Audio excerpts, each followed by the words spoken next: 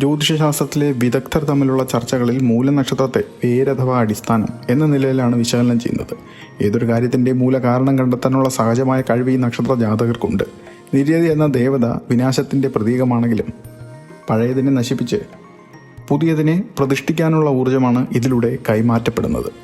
ഈ പശ്ചാത്തലത്തിൽ 2026 ഫെബ്രുവരി മൂലനക്ഷത്രക്കാർക്ക് തങ്ങളുടെ ജീവിതത്തിലെ കാലഹരണപ്പെട്ട ശീലങ്ങളെയും ബന്ധങ്ങളെയും മുറിച്ചു മാറ്റാനുള്ള കരുത്ത് നൽകും.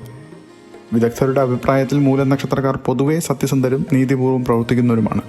എങ്കിലും അവർ ചിലപ്പോൾ അഹങ്കാരികളായി തെറ്റിദ്ധരിക്കപ്പെടാറുമുണ്ട്. 2026 കേതുവിൻ്റെ സ്വാധീനം വർദ്ധിക്കുന്നതോടെ ഈ നക്ഷത്രക്കാർ കൂടുതൽ ആത്മീയതയിലേക്കും ഗവേഷണത്തിലേക്കും തിരിയുന്നത് കാണാം. മൂലനക്ഷത്രത്തിൻ്റെ 4 പാദങ്ങളെക്കുറിച്ചുള്ള താരതമ്യം നോക്കുമ്പോൾ 1-ാം പാദം മേട നവാംശ രാശിയാണ്.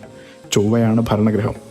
അന്വേഷണാത്മകത നേതൃപാടവമാണ് പ്രത്യേകതയായിട്ടുള്ളത്. 2-ാം പാദം ഇടവം, ഭരണഗ്രഹം ശുക്രൻ, ഉത്തരവാദിത്വം, ഭൗതിക സുരക്ഷ എന്നിവ. 3-ാം പാദം മിഥുനൻ നവാംശം, ബുധനാണ് ഭരണഗ്രഹം. പ്രകടനശേഷി, ആശയവിനിമയം എന്നിവയാണ് പ്രത്യേകത. 4-ാം പാദം കർക്കിടകം, ചന്ദ്രൻ ഭരണഗ്രഹം. വികാരാധീരത, കുടുംബസ്നേഹം എന്നിവ പ്രത്യേകതയാണ്.